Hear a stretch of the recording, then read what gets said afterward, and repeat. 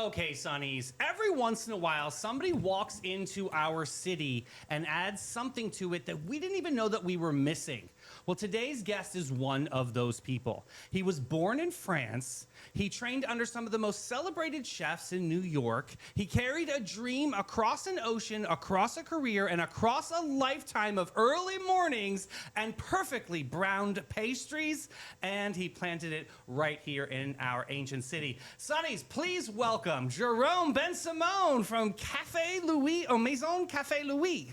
Bonjour. Yeah, that's Maison Louis Cafe. Thank you. I knew I could get it right somewhere in there. But this is amazing. I'm so excited that you're here on our show. Talk to us a little bit about how the cafe all started, where your journey began, and we're here in St. Augustine, Florida. Thank you. So thank you for welcoming me today. I mean, just the story is like the story like everybody would love to have. It's a dream, you know. So I didn't know a few months ago that will happen, and then the universe decided for two. I was working in an hotel somewhere, and then totally by accident, talking to a friend of mine here, I discovered that city. I discovered the location.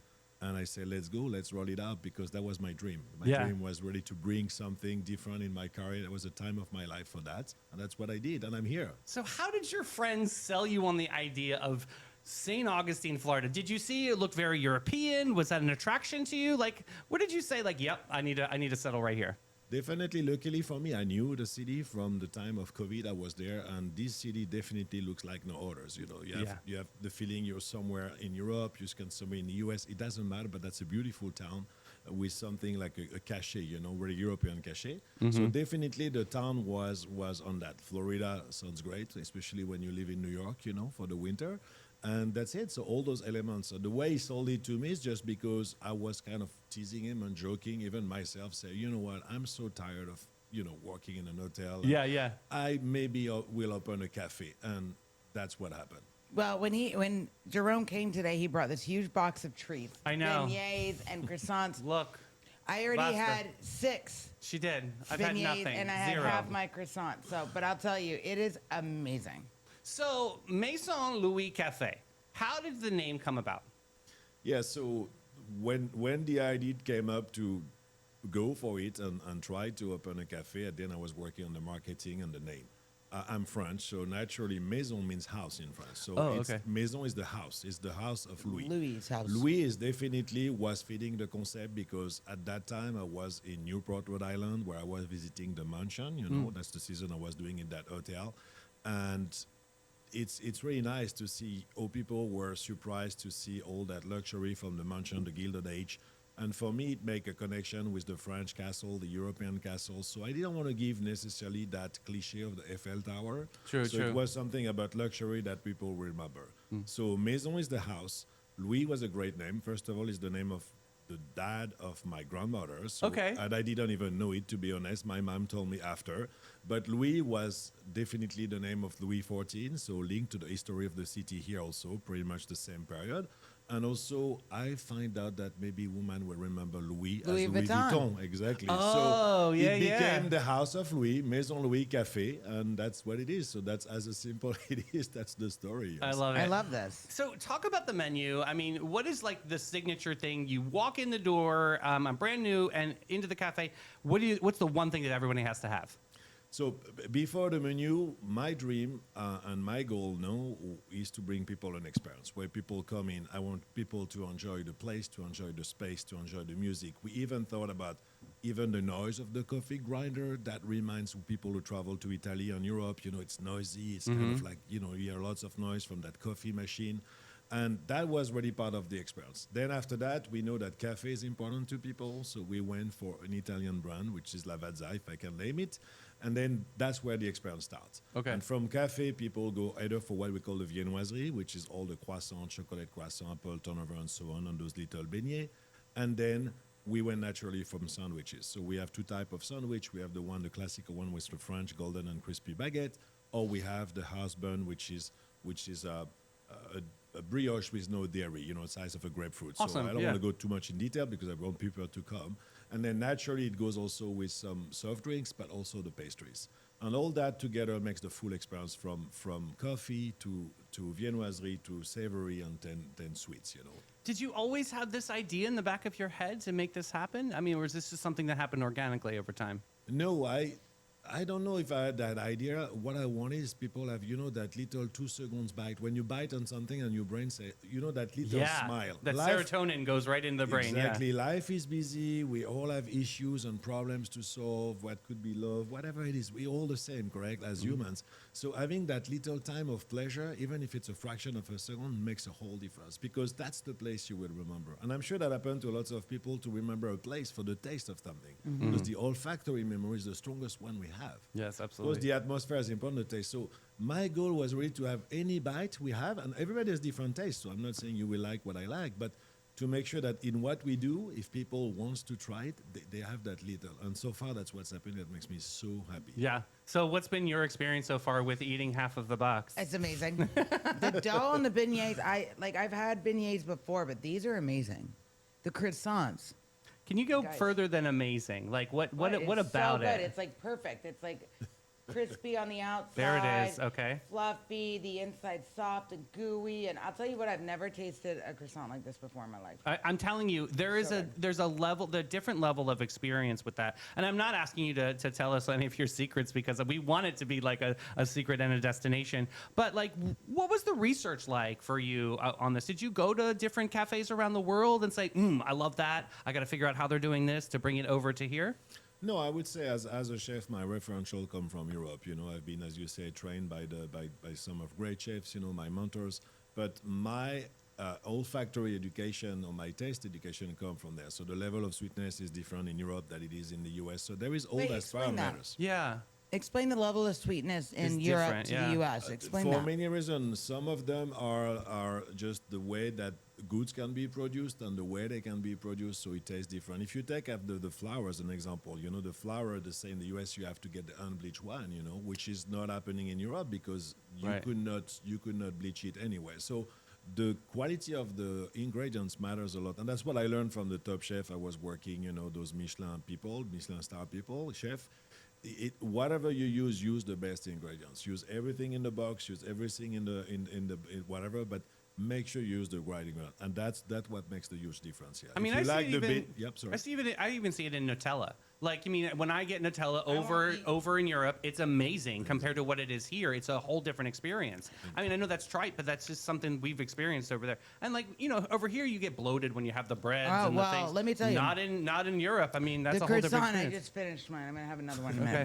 But there's something very different about Jerome's croissant. Yeah. It doesn't feel like, I don't know how to explain it, but some places when they do a croissant, it Dense. just tastes like a brick of bread. There's Yeah. no like different flavors. And the layer of flavoring in your croissant, like the butter you use has to be like completely different than what other places use. Yeah, the butter is French, so that's to say. And that's funny you say that because we have a couple of people in the last few days who say, "Oh, could you warm it up, or could you please like give me some butter for my croissant?" And I say, "Okay." So in that case, what I do, don't need butter I for love that. challenge. So and I'm not stubborn, not even as a French, I'm not stubborn at all. So if they want it, I will do it the way they would prefer because that's their taste and I respect. But I told her it was an older lady, and I say, "Look, I took one from the case and I say, try it and let's make a test. This one is on me and tell me what you think because 60% of that croissant is already butter.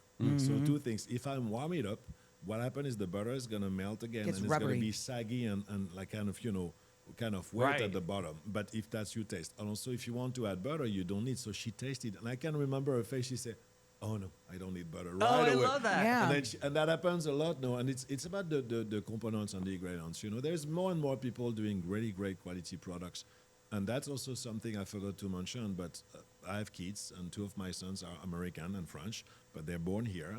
Their mom is American, and I've been always tired to hear people in France telling me, "Oh, American have no taste." This is so not true. It's because they didn't have the offer before. Because if you give a good croissant and a bad croissant, only a small percentage of people will go back to the bad croissant. You know, this Right. is people have taste, and we can see that every day. And I'm so pleased and happy with that to see people, as you did, you taste, and you're able to make the difference because people travel, people have experience, And people in smaller city like us, like ours, I consider it's mine also now.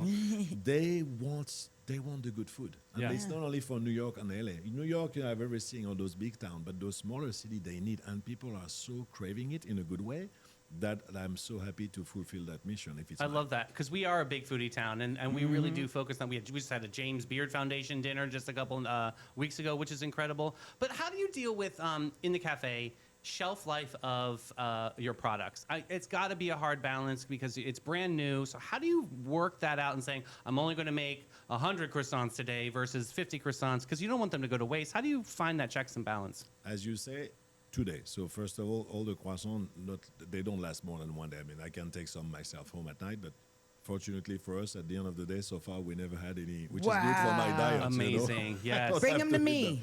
Yeah, Exactly. I can stop by on the way home, but it's all fresh. You know, all the sandwich, the bread is made every day. The sandwich are made on the fly. The poached eggs are made on the fly. So there is no waste. That's also a big difference, to be technical, between cafe and restaurants. We don't carry such an inventory. We don't have the same menu. Meanwhile, our menu is kind of big, but it's just to cater everybody's taste. So there is no shelf life. Beside the soft drinks and beside the milk, everything that needs to be in the fridge, the rest is only just for the day. I love that. What is your favorite thing, since you've been in St. Augustine, what's your favorite thing to eat? Like, not from your cafe, like in general. What is your that's a good favorite question. thing? Yeah. What's your favorite food? To be honest, I'm here since December. I made the decision at the end of last year to come. I moved physically at the end of December the 30th, and since then I've been working 7 days a week, so I don't think so I experienced that much. I've been to a couple of restaurants, which is Asado Life. Yeah, we which love I them. love. They're amazing. I've been to the Drunken Horse, the French Oh, yeah, Oh, love so that good. place too. which I feel the food like so French. They have a bœuf bourguignon. I felt my Their grandma- escargot my is gra- good. Oh yeah, We that's our secret spot. We go there for our Well, meetings. now it's not yeah. a secret. You ruined it. It was so good. So what else? What is your like all-time favorite food? Like mine is pizza. Okay. If you had to pick a favorite food, what would it be? I mean, it changed. I don't have one in particular, but I would say a good baguette with a piece of butter and bread and a glass of red wine. It's not food, sorry. I've got to drink responsibly. It just makes me so happy. So Yeah. good. This is exactly what I was trying to say. It doesn't have to be the quantity. It has to be the quality and the pleasure of it, you know, Yeah. the intensity of it. And for everybody, it's different. Yes. What about sourcing some of your ingredients? Has that been difficult? I mean, obviously, it's prices are definitely going up for everybody out there. Has that been a challenge for you? It has been. You don't find everything I wanted, but then because I was for years in the industry in New York, I've been exchanging lots of business cards with suppliers, and suppliers are also grew up nowadays in Florida also. So some of the product I didn't find through through Florida distributors. I get them some distributors in New York to give me some contact and so on. But no, the food industry has been changing so much that you have a lots of a good push of really good ingredient products. Yes. I give you an example. You know, if you go to, sorry to interrupt, but if No, you you're go good. to Trader Joe, you will be surprised to see all the frozen and everything is coming from Europe, is coming from. So the food industry became also, I would say, worldwide, you know, in Yeah. a good way. Definitely a global touch there. So I know that I love how your business model is you're rolling things out slowly. It's not the whole enchilada all the way. What can people look forward to in the future? Do you see your menu evolving, or do you see maybe partnering with other chefs in town? No, for now, to be honest, it's only 1 month. On 1 month, we're at the baby stage. We've been extremely lucky and blessed to have, you know, that many people and so many regulars already. So we're gonna keep every day is a new day for me, and every day start with the consistency. I want somebody like you coming on Monday having the exact same taste in 2 weeks. If you come, the coffee should taste the same, the sandwich should be the same size. Consistency makes people happy. People are already happy at the beginning; they can become more difficult. So we want to make sure the consistency stays in our quality. Then we will cater what people need. We've been asked to do some catering. We will start. I mean, in a month from now, I will do some change, but we will keep the menu. The menu is pretty wild. You know, we have a lots of items that makes people already happy so far. So we will continue, and of course, we live in a time where people need new things, needs to try and experience new things. So we're working already on some new beverage. We're working on some foaming. You know, we do. For the matcha, we try to always going towards better quality and better product as much as we can find them. Excellent. That's awesome. And also, too, the building, you did an amazing job. Amazing. It's absolutely stunning. Yeah, it looks like a mansion. Like you're pulling Yeah. into a mansion. But it yeah. also looks like nowhere else in St. Augustine. Yeah, well, I doing love the that. inside, the decor of this. Yeah, I wanted to give that touch, of like Europe, and we have. It's funny. I give you a quick anecdote. We start to have lots of ladies. I would say ladies, not to mention more, coming and stay and sit there. And at the beginning, they told me, "This is your place. You are Louis." I say, "No, I'm Jerome, but you can call me Louis if you want." And I say, "It's kind of." She said, "Oh, they say, because they're not the only one, say it's kind of noisy." But I say, "You know what? It's on purpose because I really want you to experience the European cafe. If we were in Paris, you will have five more tables next to you. You will be like, Yeah, And yeah. I say, but that's very noisy. I say, it's on purpose because we don't want you to stay too long. Of course, it's a joke. Yeah. It's a cynical joke. And the same ladies, you see them coming almost like twice a week now with their friends. And we put the music even louder in the afternoon, the French music. Sometimes we put some Ibiza music. Yeah. And I was joking with the team yesterday. I said, maybe at some point they're going to start to dance on the table, Yeah. because they love it so Right. much. So really that to say it's the atmosphere, and I really wanted people to feel that elegance. The brass, the golden. If you look at even our bathroom, we put picture of Versailles Castle. It doesn't say it's French, but people can feel it. And Yeah. we're not French. The cafe is Italian. We have the gelato are Italian. So we take the best products from everywhere. And that's really what I was aiming to bring, and I'm really happy with that so far. Talk about your staff. How excited are they to be a part of this new venture? I mean, like everybody works, when you have to go to work, I don't think so the excitement can be there. But I can see from the way I feel and how I talk with them, and also they're really excited because they're part of something new, as you say, in the town.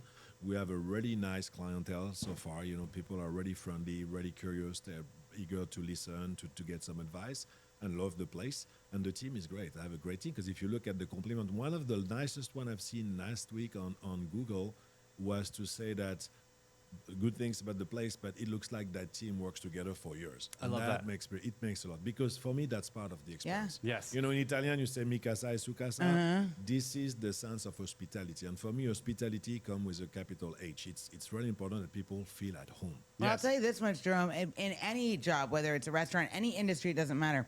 It starts at the top. And if the owner and head of the organization brings everybody in and is that person and brings that motivation and that hype energy, your staff will follow. So the fact that you're so excited about it and you have a pretty calm nature about yourself, so that I can just see filtering into the staff. We might revisit that comment later. The staff will follow, but yeah, she's you. right. It does reflect, and then that's amazing because that's a culture that you're giving out, which some places don't even have that, which is awesome. Yeah, That some is don't amazing. care. It's Yeah. just like turn and burn. So, got a little teaser? Anything coming up next? What can the locals really look forward to with Maison Louis Cafe? I mean, hopefully the same great pleasure of tasting good food, whatever it's in for 5 minutes or to take home. We're going to develop the online and on phone. We're starting to do that. Lots of people are asking. I don't know if you've seen, but we have that famous can bottle that we do use induction sealer, and it's a hit in terms of marketing, but it's also really helpful because you could not spill any liquid. Oh. So yesterday we got people who were going on their boat. They stopped by with their truck in the morning with the cooler, and they put all their latte coffee because it's sealed. I don't know if you've seen that bottle. I haven't. No. It's a can. It's a PET plastic can, PET, and we put an aluminum top, a lid, and we have an induction sealer. So it seals the can, so you could not spill. You have to open it like a can. This is I love awesome. You can see that on the media. People love it. People ask for it, but it's also, as I say, really cool for marketing, but really nice it's really useful. I've seen a mom. She came last week. She had the stroller, the baby, and if she have to hold the latte with the lid, you never know if it's gonna flip Yeah. over Right, on you. right. You can even put it in your pocket because it could not spill. This So- is awesome. That's really cool. So that's one of the things we'll maintain, but down the road we will develop more of the catering. We've been asked for people to organize some parties, so I'm working on that. Fantastic. I love it. So, what are the hours of the cafe? So we open 7 days a week, and we open from 7 o'clock to 3 p.m. The kitchens close at 2, so everything that's savory after 2 we cannot do it. And then Sunday we open at 8, but we close also same at 3 p.m. and 2 p.m. for the kitchen. So 7 days a week. That's amazing. And there's parking. We were talking about that Yes. on pre-show. How can people follow you? How can people The follow people you? can follow us on Instagram, on Facebook. We have a TikTok account, but I was not really good at that. But None of you us know, are in town either, we, so we you're okay. have to apologize, but it's only 1 month, so everything has been pretty quick. So no, we have to settle down, but priority is to maintain the quality, make sure the operation runs perfectly, and we will improve that. Listen, I have had so many friends come up to me and talk all about this incredible experience. You are hitting this out of the park, sir. And welcome to St. Augustine. This is such a special time. Thank you so much for your time today. Thank you very much. And more to come. I'm Thank so you for the excited. treats. Yeah, it was so much fun. That's probably the best treats you've had, right? Ah, so good. Guys, we're going to take a quick break with Maritime Creative and Flashes and Brilliance.